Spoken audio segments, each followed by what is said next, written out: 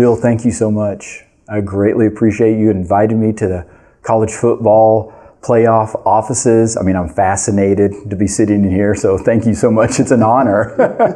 Thank you, Rich. Great to be with you. Yes, sir. Now, I'll go ahead and just get it right out in the open, just the elephant in the room. How many times during the week do you have people coming up to you saying, "Hey, Bill, I've got the solution for the college football playoff system"? The number of people who reach out about format, officiating is reflective of the passion for the game. And there's so much passion for our game all around the country. And I know before I came here, I would have been in the same position of saying, have you thought about this, adding a ninth official or changing the sites of the games or whatever. So I get that, and I always enjoy hearing from people who have new ideas.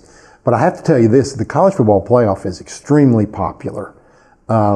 People are delighted that we do have a playoff system, that we do have a bracket, and it's just the first 5 years have been way better even than I expected. I had high expectations for the event, and they've been exceeded. And so what were your expectations then? Well, we started in the summer of 2012 when the commissioners created the event, and our first game was going to be in January of 2015. So we really had 2.5 years to get ready and hire a staff, get an office, get procedures. So now is that a compressed timeline in your standpoint? That's a compressed timeline. Yeah, that's a compressed timeline. But we made it work, and hiring the staff was great fun.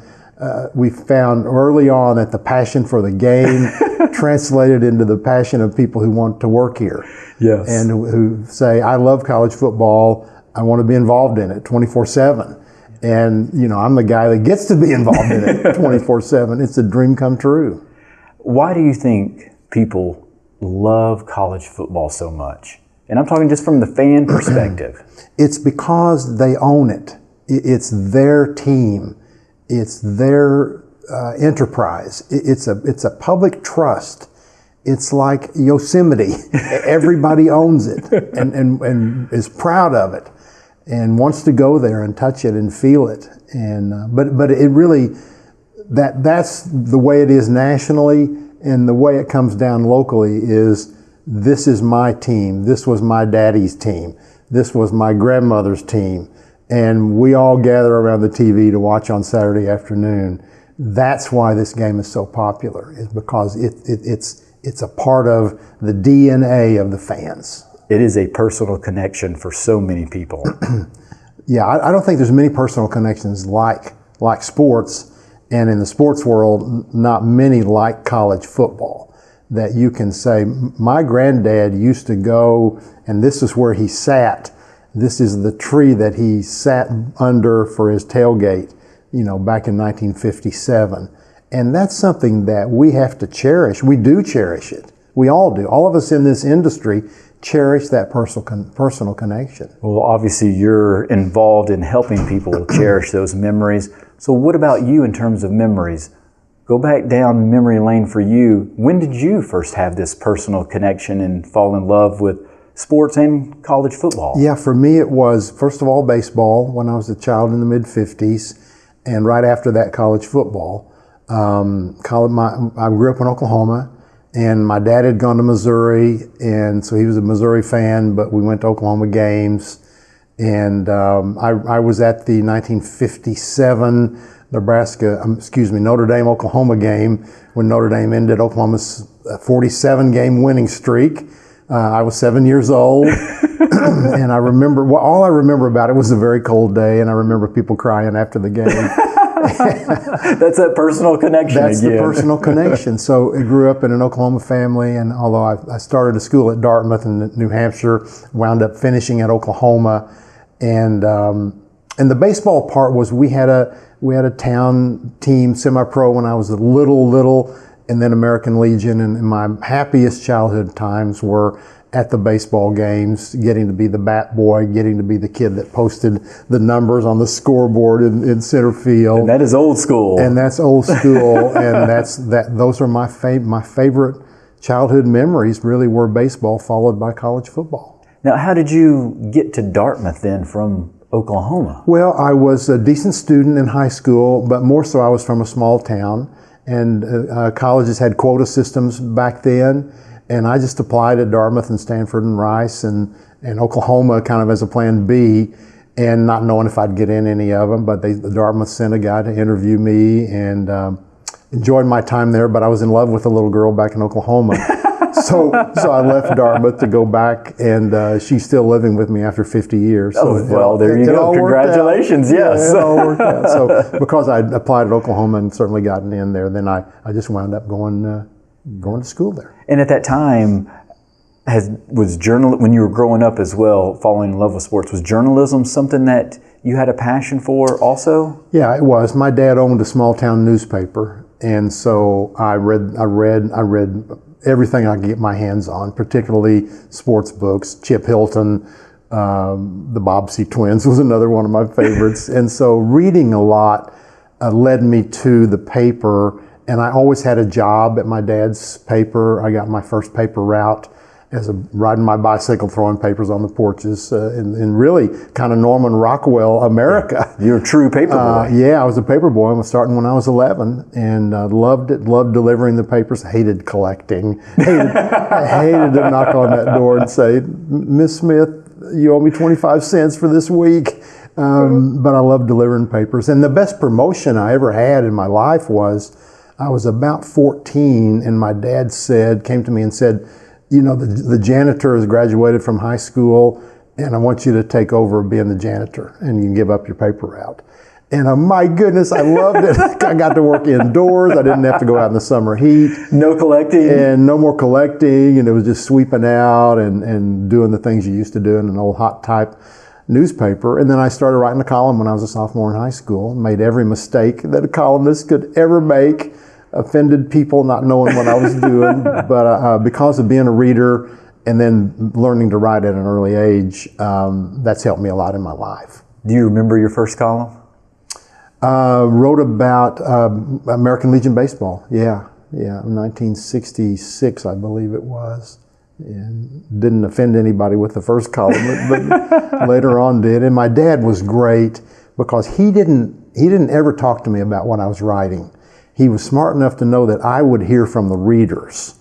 So he didn't have to coach me up. He knew that even back then, pre-social media and the way people get attacked, reporters get attacked now by readers, he knew I would hear from people when I made mistakes. And so he let me make my mistakes. And how did you feel then the first time you did offend somebody and you heard about it? I was horrified. I thought, what an idiot I am. How could I have done that?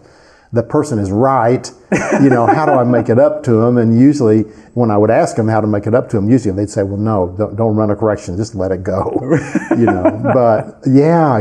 Were these people that, you would see in town? Yeah. Oh yeah. People I'd see. And I would do something thoughtless. And a coach, I remember writing I'm trying to recall something. Our team was the Kiowas. Our county was Kiowa County. And Kiowas lose to Elk City in error comedy. So, a team made 6 errors. Well, those were kids. They were my peers, really, and they were trying. And the players would get on me. And you just learn. You learn how to treat people, and you learn how to say, I made a mistake. Don't blame it on somebody else. Don't blame it on your assistant or the dog ate my homework. Just say, dadgummit, I messed up. I'm sorry. And I'll try to do better, but read the paper tomorrow, and I'll probably mess up again tomorrow. Yes, keep reading, though. Yeah, that was the key. That's right. Keep reading. Was sports, though, was that what you wanted to do? And from a journalistic standpoint, you wanted to gravitate towards being a sports writer? Probably, yeah. Like a lot of kids, I wanted to do a lot of different things when I was in high school. For a while, I was a musician. I was not a great athlete, but I was a musician. And for a while, I wanted to be America's next great classical pianist. There was a pianist named Van Cliburn who was actually here in Fort Worth. And I wanted to grow up and be the next Van Cliburn. I was pretty good. I loved Chopin and Beethoven and Bach and Mozart. And so for a while, I wanted to do that. And then I realized I didn't have quite the talent or the single-mindedness to do that, but always had journalism and writing as being sort of in the background for me. No matter what else I might have wanted to try, I think I kept coming back to my roots as a journalist and a writer. Yeah. And then were you taking lessons from your mom? No, my mom was a teacher, but I didn't take lessons from her. I took from other people in town. Well, why didn't you take from your mom? Yeah, it's right there, convenient. Yeah, right? It would have been too big a conflict. Your moms have to do enough things with their kids, much less make them do their practicing and teach them. So how often do you play the piano today? I don't play much anymore. I got where I couldn't play in front of people. I got this phobia that was really hard to explain, but I got too nervous playing in front of people. So I'll play once a week or so. When did that happen? When did this phobia happen? Oh, probably 25 years ago, maybe. I don't know what led to it, but so now I play by myself and just for my own enjoyment. And so what would happen? Would you just freeze up and I was always, no matter what I had to do in some contest or playing even at church, I would get really, really nervous. And I think the nervousness, for whatever reason, it just kept growing and manifested itself in this, like, I can't play, there's other people there. Plus, you kind of lose confidence when you don't use it enough. That's right, yeah. It's definitely one of those things that you've got to keep playing to maintain that confidence. Yeah. And so for me, it was all the time, it was sports and reading and music. That's what I was interested in. Yeah. And then graduate Oklahoma. And then what's your next thought? What's my job going to be? Well, I fell into a job in the athletic department after my junior year in college. A position opened up in the sports information office, and they offered it to me, and I said, wait, I don't have my degree yet. Time out. Yeah. And they said, we know, but you only need 6 hours. Somebody in the athletic department had done the research, and this was at the start of my senior year, and they said, we'll pay your tuition for the last 6 hours, and you'll work full time, and you'll go to school at night. And I remember it was like $138 that the university was going to pay of my tuition, and I thought, that's amazing. So I took the job, and it happened to be a great football season for Oklahoma. 1971 was an undefeated wishbone team that wound up losing to Nebraska in the great Thanksgiving game, 35-31, and then went on and whipped Auburn in the Sugar Bowl. So it was a great season to begin a career. And it was beautiful timing. Yeah, great timing. And I have friends that I still, talk to from that team and from that era, a long time ago now. But a really special fall, and a special fall for a kid. I was 20 when I started my full-time job at the university. So that's amazing. Special time. Yes, that's right. Yeah, when we played Clemson the next year, Bobby Johnson, now my friend, was on the team for Clemson, and he remembers that Oklahoma won 52-3. I didn't remember the score, but Bobby said he had just never seen anything like the athletes that Oklahoma had back then. Was those teams in the 70s, that was a different caliber of college football teams for Oklahoma. That is for certain. And did you fall in love with your role? Yeah, I really enjoyed it. I liked the writing, and I liked keeping stats. And of course, that's not a part of really sports information anymore. They do so many different things other than that. But that's the part I liked about it. I did like the games. But people tend to say they want to get into college athletics for the games, and the games are 0.1% of what we do. It's all. And so, what else were your role? What else were you doing in your role? I managed all the communications in the department for basketball, baseball, indoor track and field, outdoor track and field, tennis, golf. So I really did all of that. We had the number one SID at the time did the football, but I was, we all jumped on board during football season. But it was great to work with all those other sports. Having grown up as a baseball guy, I gravitated to baseball at school. Just as a fan and a follower, and then to be able to be the publicist for the baseball team was really cool. Yeah. How difficult was it to have to sometimes rein in Barry Switzer? we started with Chuck Fairbanks was the head coach when I started, and Chuck was a cold and calculating, he was a Michigan State guy, kind of out of his element in Oklahoma, but a brilliant coach and a great leader. And I saw him about 30 years later, and by this time he had become a kind of a stooped older gentleman. And I went up and introduced myself and I said, Coach, you're not going to remember me, but I'm so-and-so. And he said, He was very warm and humble and said, "Of course I remember you. And you were one of the best young people we had around." And then the transformation from Fairbanks to Switzer was astounding, because we went from this cold, analytical, calculating Fairbanks to the happy-go-lucky Switzer who never met a stranger. And great leaders, both of them. And Barry was great to work with. His staff was great. Barry's the best single people person I've ever met. He will never forget you. He makes you feel special still to this day when you see him.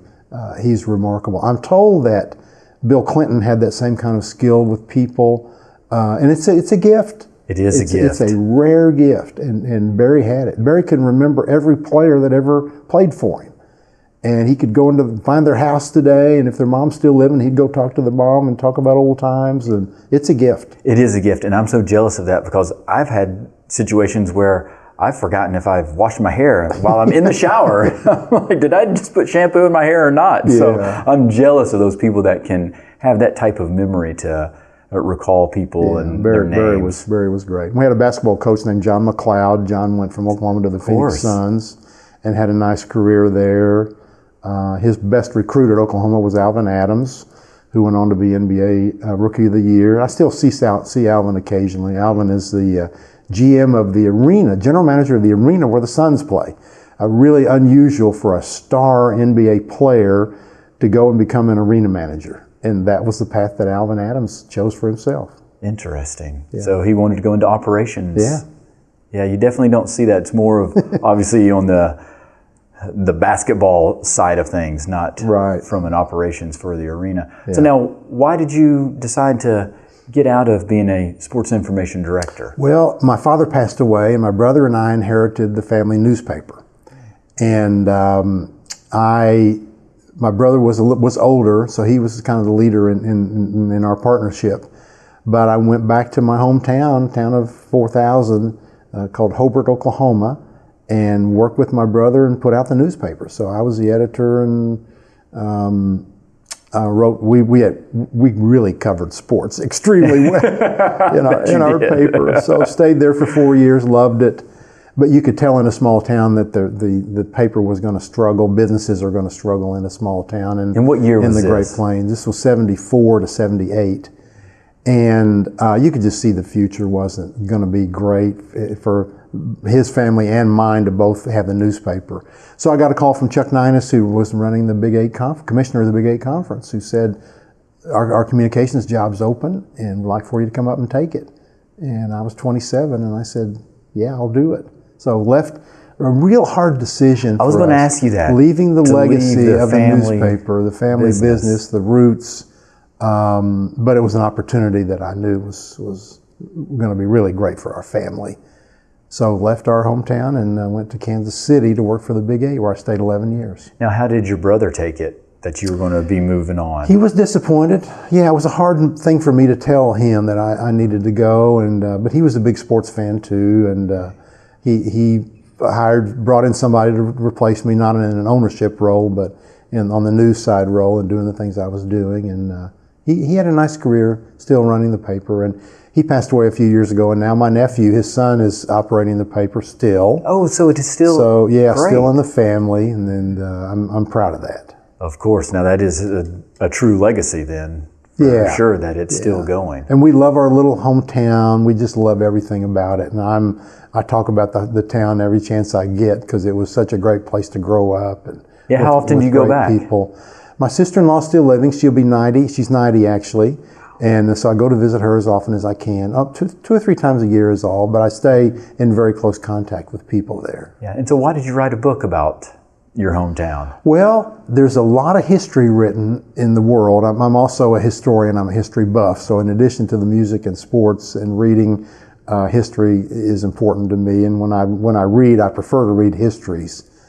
Just finished The Rise and Fall of the Third Reich, for example, 1,200 pages of the most compelling story in I don't know when, maybe forever. Phenomenal book about a terrible time in Europe, of course. But people write histories about the Third Reich, and they write histories about Hamilton and John Adams and that, but people don't write histories about small towns. And it occurred to me that if somebody doesn't write it down, it'll be lost.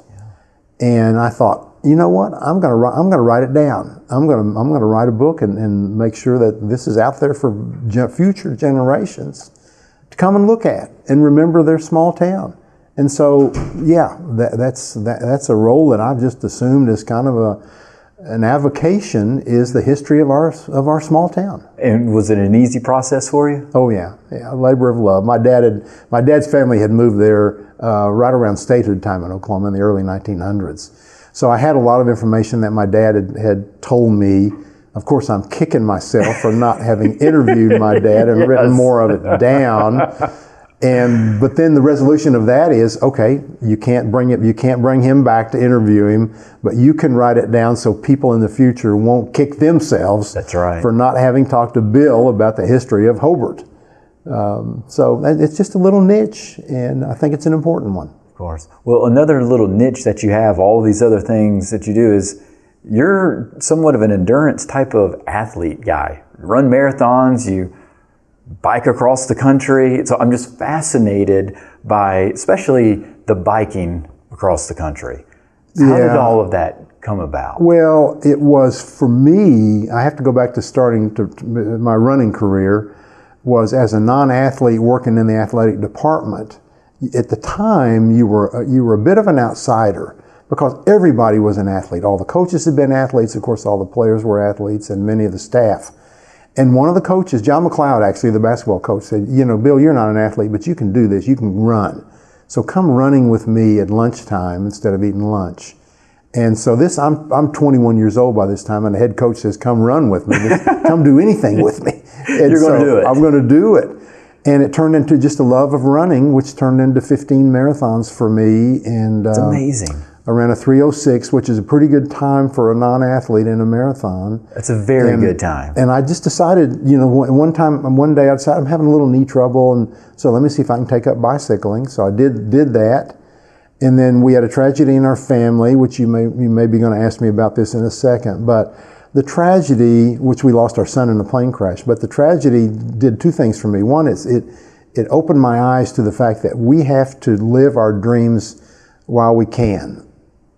It's a cliche, but life is precious and too short. So, hey, go do this. If you have a dream, go do it. And the second thing was I was looking for some way to get back to normal after the tragedy. And normal for me had been endurance sports. I'd been a backpacker, and hiked rim to rim in the Grand Canyon twice. And so endurance sports was important to me, and to get back to normal after the tragedy, returning to my kind of roots as an endurance sports athlete was important.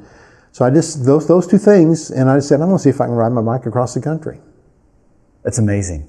That really is. And obviously, I know it was spurred on by the tragedy of losing your son in that plane crash in 2001, the Oklahoma State basketball team that crashed. And I do remember that vividly because I'm a huge basketball guy. And so I was obviously paying a lot of attention to those news stories.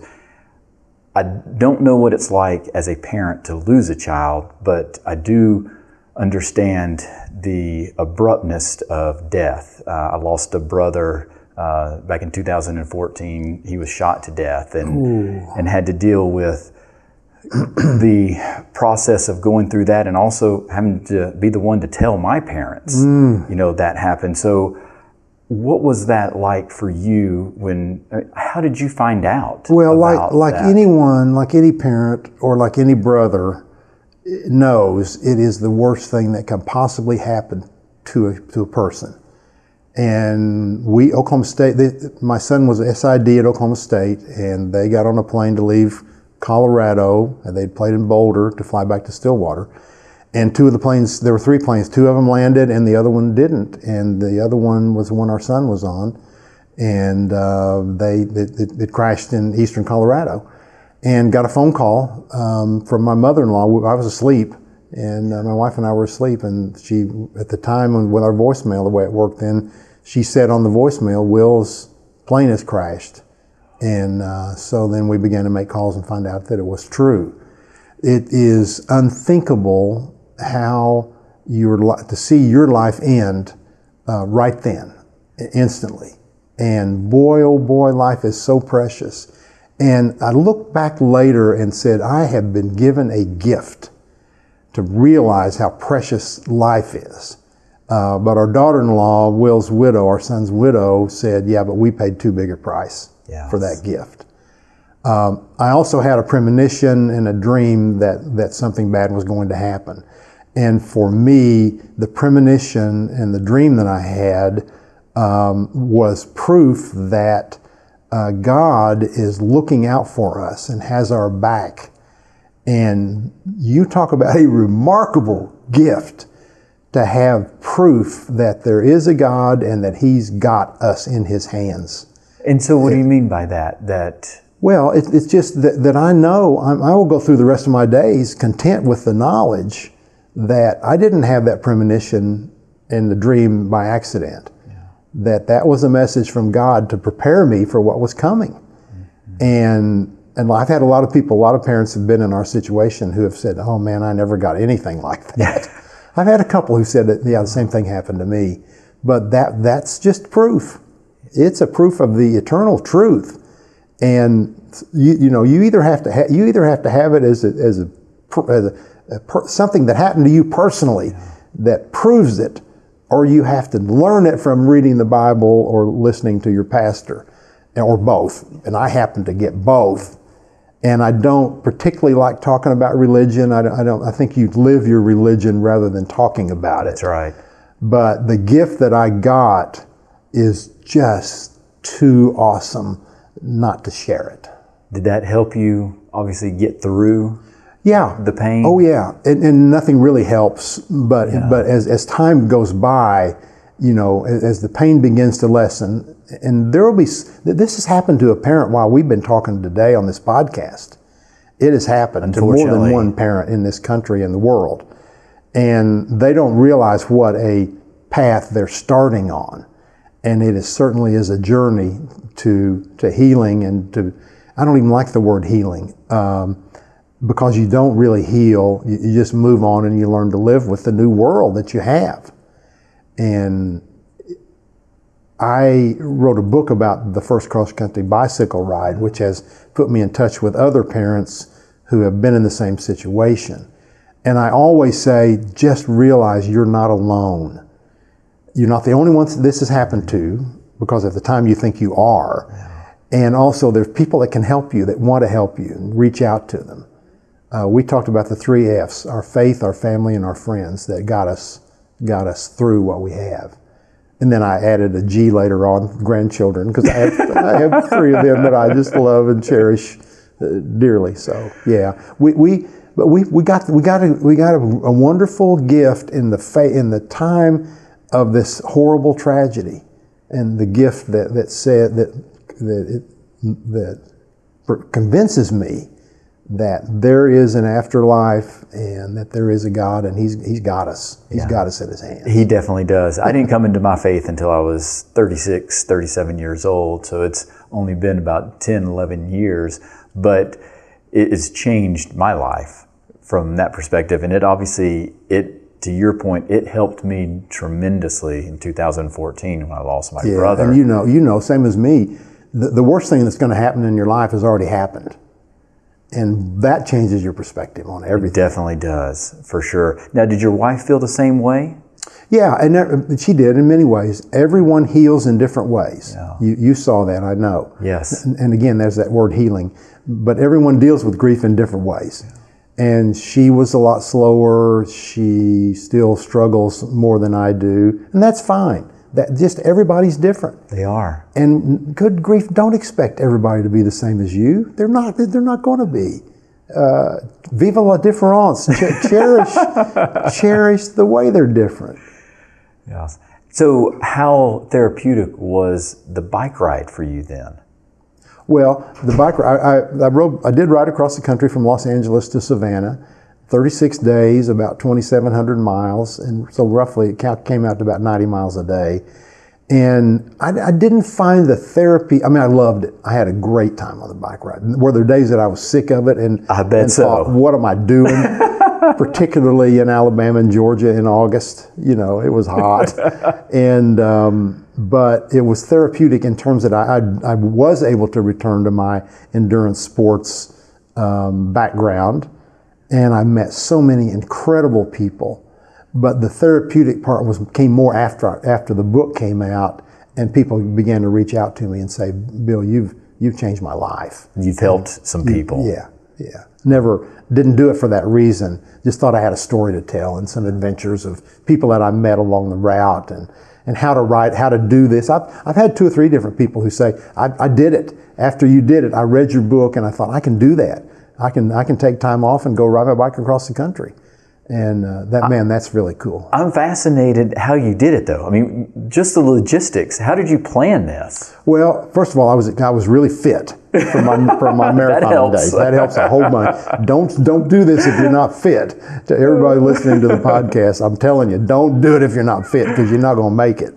But I'm a map person. I love maps, and so we sat down on our kitchen table with an atlas, just going through the states.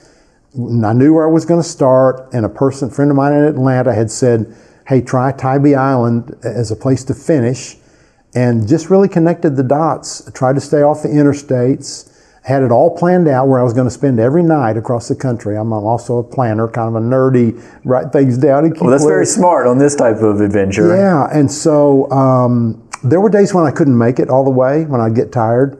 And I'd have to stop like 10 miles out of town or whatever. And my wife would come out there and pick me up. Then the next morning, she'd drive me back out there, and I would start at the same intersection or by the same barn. So there was no cheating. There was no cheating because I thought, I want to do this once, and I'm going to do every single inch of it. So yeah, I had it all planned out. And there was a place in Alabama where there was a bridge out. And I'm headed this way, and these 2 ladies in a little town, Jakin, Alabama, and they said, "You can't go there because the bridge is out." And I rode down and looked at it, and it was out. There was a small path that you could maybe walk across this river, but I wasn't going to do that. So I had a 17-mile detour. Oh, good grief. But yeah, it was a great adventure. What was your favorite memory of it? Oh my goodness. I met a guy in McRae, Georgia, who was selling peaches by the side of the road. Steve was his name, and he must have weighed 350 pounds. And I hadn't had a peach, and I stopped, and it was really hot that morning. And I said, "How much for a peach?" And he gave me a free peach. And we talked about life and everything, and just his selling peaches and what I was up to on this bike ride. And I'll never forget old Steve. I heard from one person that I met in Texas on the bike ride who read the book and discovered that she was in the book. Steve's in the book, but he's never contacted me. But yeah, just the people. Of course. And I lived in Savannah for 7 years. So what year did you end up in Tybee? What year was that? It was 2001. So I rode from Pooler across, can't remember the other suburbs, but they sent someone told a TV station about it. So they sent the helicopter out to shoot me, and also gave me a police escort riding into Savannah. So I didn't realize that the traffic I would experience in Savannah. I'd ridden through Jackson, Mississippi. That was the only other large town I rode through. But I had a police escort who took me to the Hyatt where I spent the night in Savannah, and then the next morning I rode out to Tybee Island. That's fantastic. Were you ever scared in terms of just road vehicular traffic? No, I had one guy in western Alabama who was in a pickup truck and rode, I'm going this way, and he's coming toward me, and he crossed some center line over toward me, and he yelled out some profanity out the window. But never. I did have a guy in Mississippi who said he wanted to take me around and show me the sights. And he said, "You got a gun? You carrying a gun?" And I said, "No, I don't know how to use a gun." So I said, "No, thank you. I don't need to do that." But no, everywhere was great. Yeah. And this was 2001, as I said. Times have changed for cross-country bicycle riders because of the cell phone. and drivers using cell phones and not paying attention to what they're doing. It'd be more dangerous to do it now than when I would did. imagine so. Yeah, but I would start early in the morning, start like 5 a.m., and I'd try to finish by 1 or 2. So I was never out, at a time when bad guys are out. Bad guys are not. They're not. They're not out that early. They're That's not. right. They're just not. No injuries or anything? No injuries. No nothing. That's amazing. No, and it only rained a few drops on me all the way across the country. Yeah, so it was hot. I'm still fascinated by that. Now, were you working at the time? Did you just take time off? I did. I was working at the NCAA, so I combined vacation, and then I requested an unpaid leave, and everybody was so nice to us. Yeah. They were trying to help us get our lives back together. The bike ride was 7 months after the plane crash. So the NCAA people said, we don't usually give unpaid leaves, but they gave me one for the bike ride. Although I had to leave the bike ride to come back to a seminar for first and second round hosts, and then also for a meeting of the NCAA basketball committee. So I left the route twice to go back. The NCAA people were very nice. People were so thoughtful and nice, just like you experienced. Yeah. People don't know what to say. They don't know what to do. That's right. And of course, what I've learned, and probably you too, what you learn is you just say, "Hey, I care. I'm so sorry this happened." Yeah. And that's plenty. That is plenty. Yes, and that sums it up. Yeah. Without a doubt. I didn't really like God needed an SID or God needed a trombone player, so he reached out and got Will. I didn't care. I didn't really care for that. I just needed, hey, I care, I'm with you. Of course. And our coaches were great. Barry was great. Barry Switzer was great. Yeah. Mike Krzyzewski was great. Roy Williams was great. Bob Huggins, Lute Olson. I could just go down through. Sounds like a lot of people reached out. The list of people that reached out. And Steve Owens had lost his son. The Heisman Trophy winner had lost his son. And he called me and said, Bill, we're in a club that no one else wants to join. I know it. That's right. Well.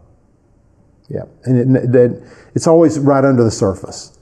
And it doesn't go away.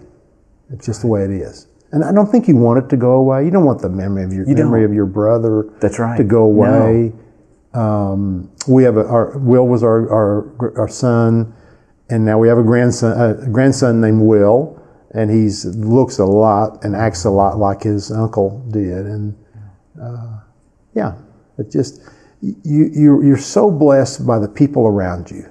That's right. That's what carries you through. And there's people, and many people in college football who don't know that this happened to us. I think there's probably a few that I've even worked with that don't know. Okay. And that's okay. Yeah. Well, I appreciate you sharing, because I know that does help at times as well, and just knowing that there are people that do care. Yeah. Yeah, there definitely are. What has been the difference then in working on the college basketball side versus the college football side? Because you've done both in terms of tournaments. Yeah, I'm the luckiest guy I know, because I got to direct the best event in college basketball. And now I get to direct the best event in college football. I can't imagine anything better happening to a human being these days. I'm telling you, it's absolutely, I'm so jealous that you get to be able to experience It's a dream those. come true, because of my passion for college football dating back to my youth, and of course came up in the business as a basketball guy. So I'm just very, very lucky. There are way more similarities than there are differences.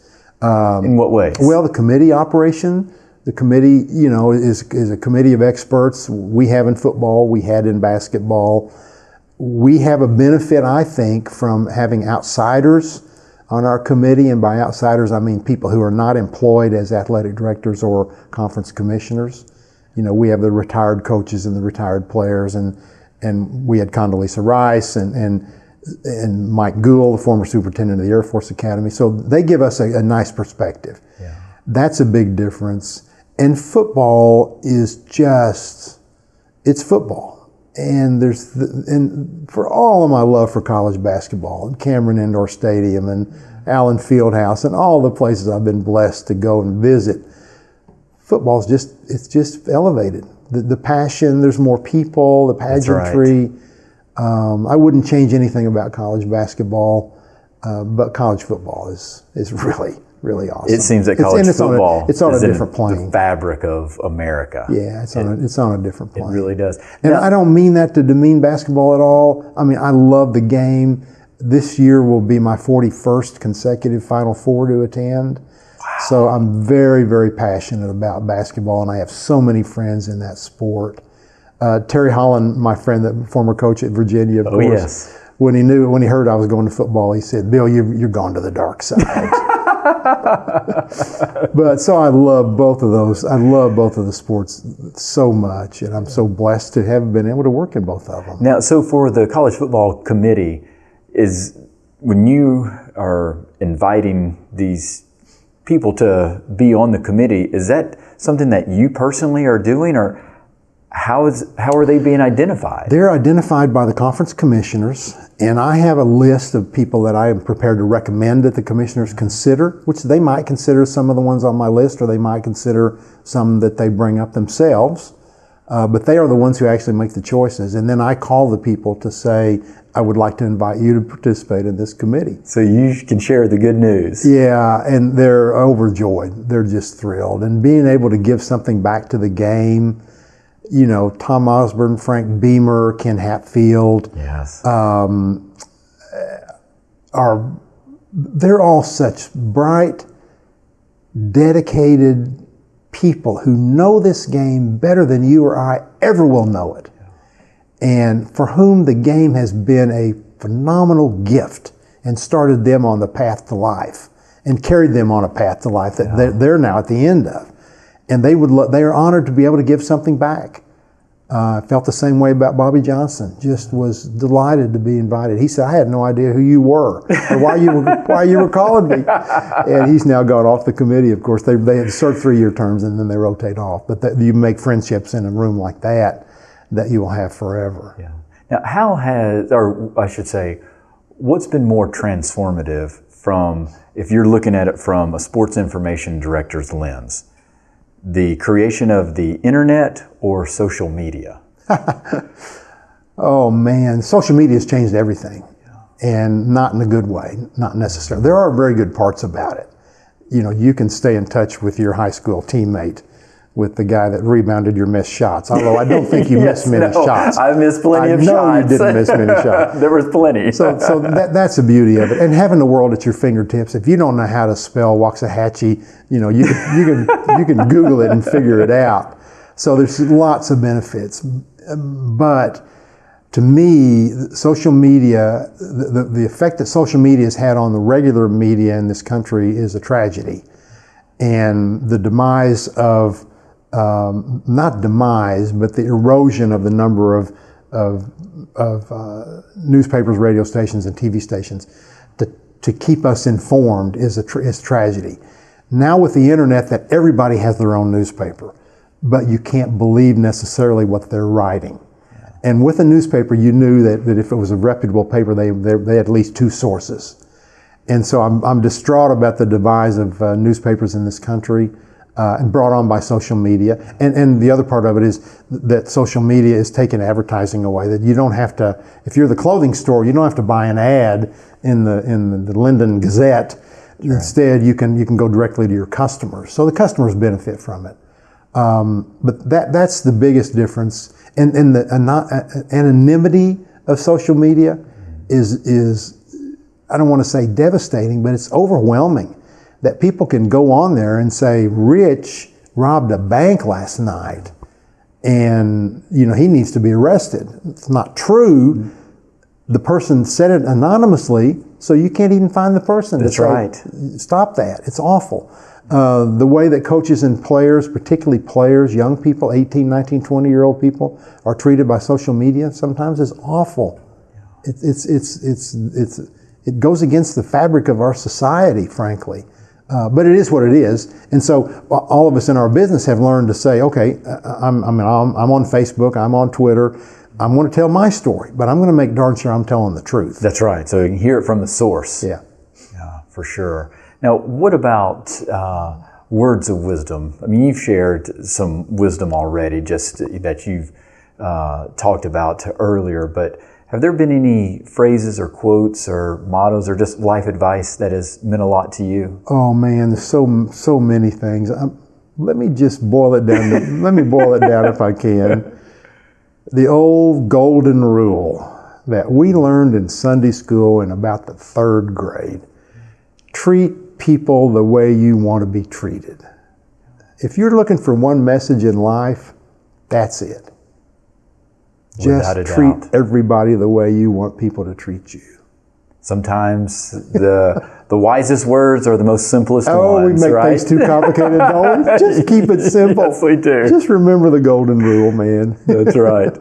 Well, Bill, thank you so much for your time. I greatly appreciate it. Again, it's been an honor. It's been cool. Thank you.